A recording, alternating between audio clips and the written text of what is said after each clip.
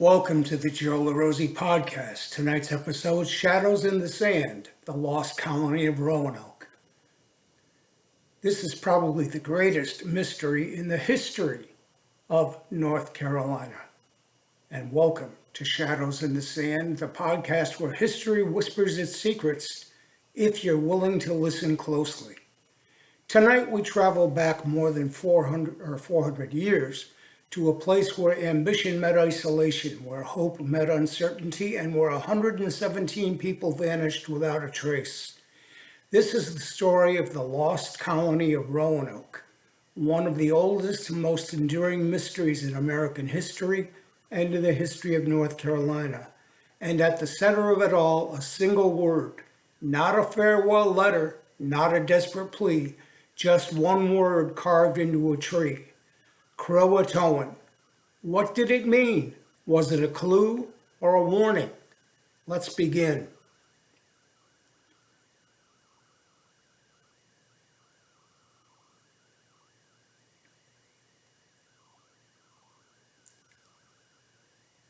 The year was 1587. Europe was hungry for expansion, wealth, power, glory. And England, eager to compete with Spain's growing empire, turns its attention to westward, to the strange and untamed lands across the Atlantic Ocean. This effort was led by one of England's most ambitious visionaries, Sir Walter Raleigh. Raleigh never actually set foot in North America himself. Instead, he financed expeditions to establish permanent English settlements. His goal was bold: plant England's flag in the New World. The chosen location was a narrow strip of land off the coast of what is now North Carolina, on a small island surrounded by treacherous waters and dense forests, Roanoke Island. It was remote, beautiful, and dangerous. The first attempt at colonization in 1585 failed. Conflict with the local Native American tribes, disease, and food shortages forced the settlers to abandon the colony. But Raleigh wasn't done. In 1587, he tried again. This time, the mission was different. It wasn't a military outpost. This was meant to be a home.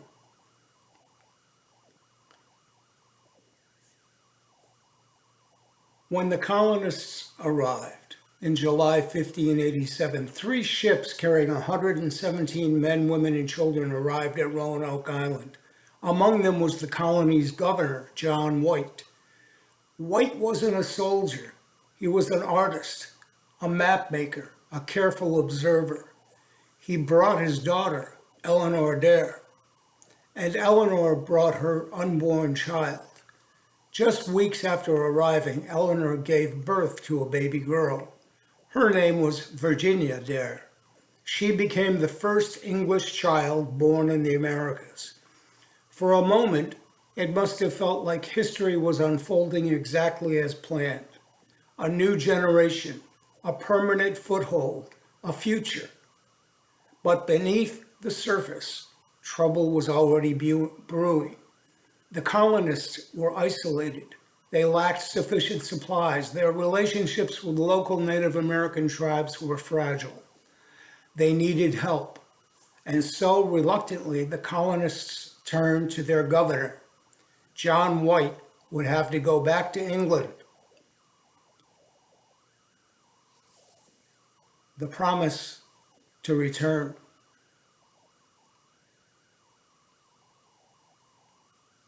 Imagine the moment while standing on the shore, his daughter holding baby Virginia. He promised them he would return quickly with food, tools, and reinforcements. He had no idea what promise would hurt him forever. White sailed back to England in late 1587, but England was on the brink of war. Spain, the most powerful empire in the world, was preparing to invade. Queen Elizabeth I ordered all ships held in its defense. No one could leave. White was trapped. Months turned into years. The Spanish Armada attacked in 1588. England fought for its survival, and White waited, desperate, powerless. It would be 3 years before he could return. 3 years. Now let's talk about the empty colony. On August 18, 1590, John White finally stepped onto Roanoke Island again. The date was chilling. It was his granddaughter Virginia Dare's 3rd birthday. He must have imagined her running along the beach, laughing, growing, alive. But what he found instead was silence. The settlement was deserted. No people, no bodies, no signs of violence. The houses had been carefully dismantled, not destroyed, taken apart, as if the colonists had planned to leave. While he searched frantically, calling their names, listening, hoping, nothing, except for one thing. Carved into a tree was the word Croatoan, and carved into another nearby tree, CRO. That was it. No explanation, no direction, just a word, Croatoan. So what was Croatoan? I guess we could say it wasn't random. It was the name of a nearby island, home to a Native American tribe known to the colonists. Today, that island is called Hatteras Island. White immediately believed it was a message, a clue. Before he left in 1587, the colonists had agreed on a system. If they relocated, they would carve their destination into something permanent. If they were in danger, they would carve a cross. There was no cross, which meant they had not left under duress. They had chosen to go voluntarily. It was hope, but hope would soon fade. White wanted to sail to the Croatoan Island immediately, but nature intervened. A violent storm forced his ship away.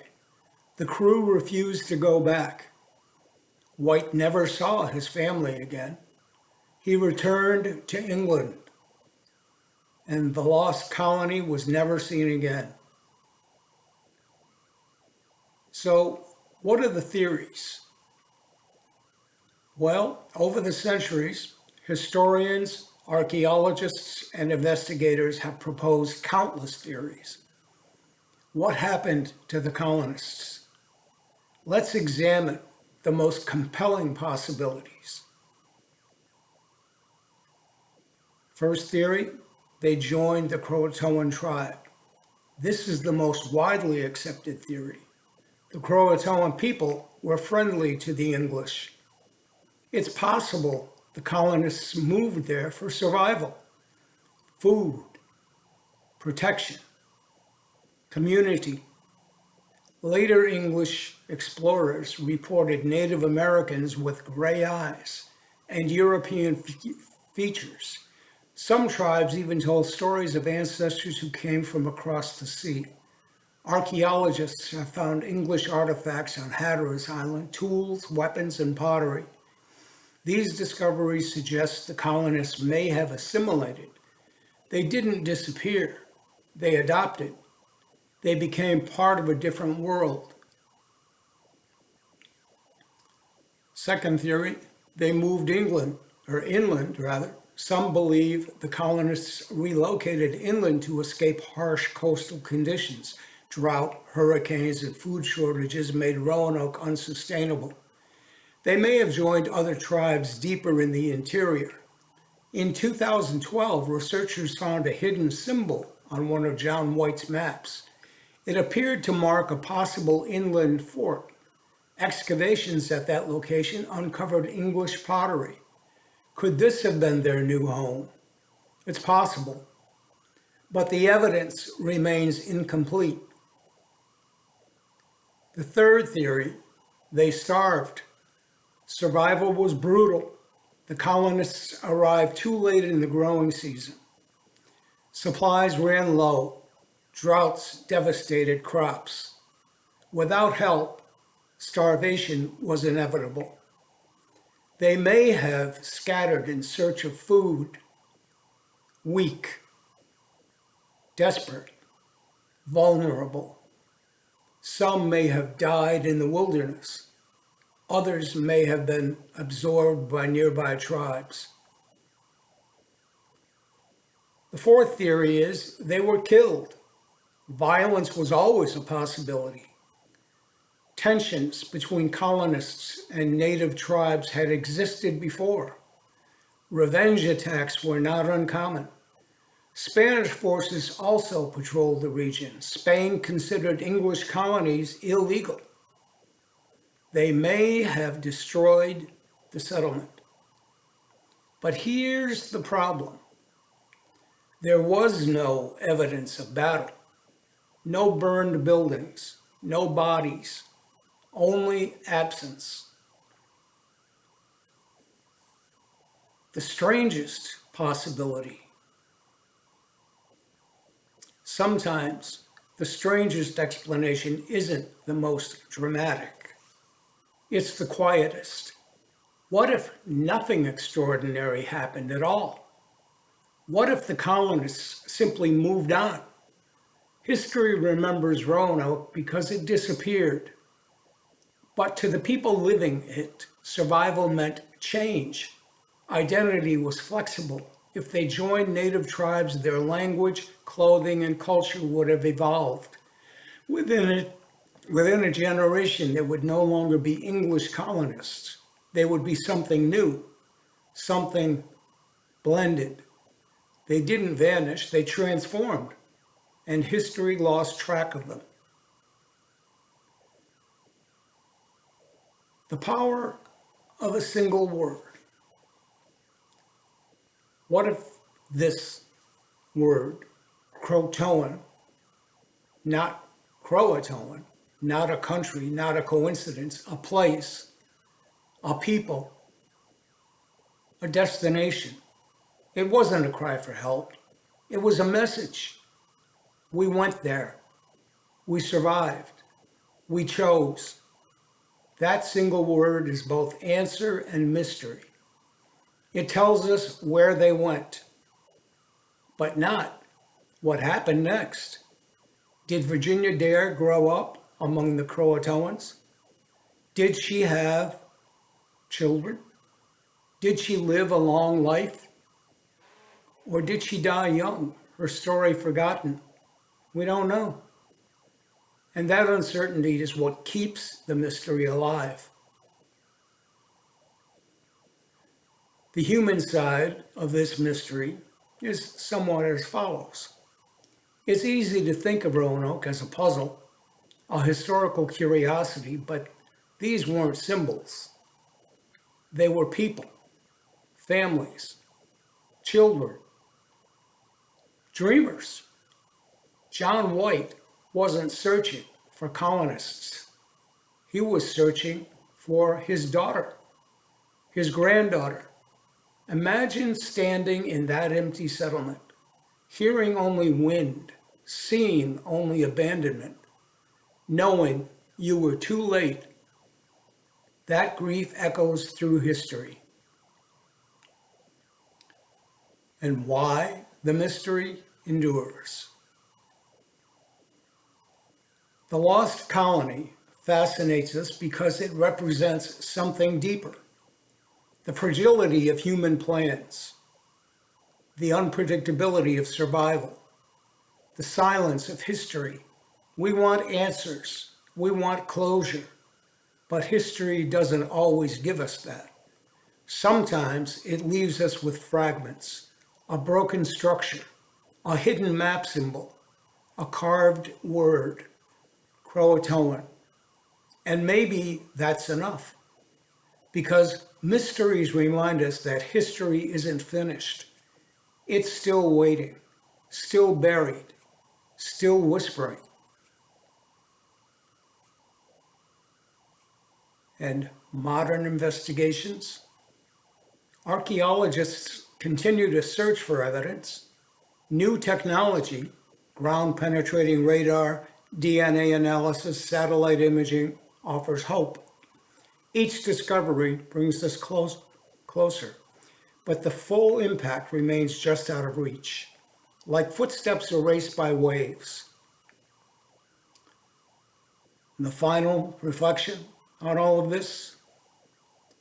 Well, when you think about it, somewhere on the shores of North Carolina, the colonists of Roanoke made a decision. They chose survival. They carved a message, and they walked into the unknown. They didn't know they were creating one of history's greatest mysteries. They were just trying to live. And maybe in some forgotten corner of history, they did. Maybe their descendants are still here, unaware of the story carved into a tree more than 400 years ago. Croatoan, a word, a clue, a legacy, a mystery that refuses to fade.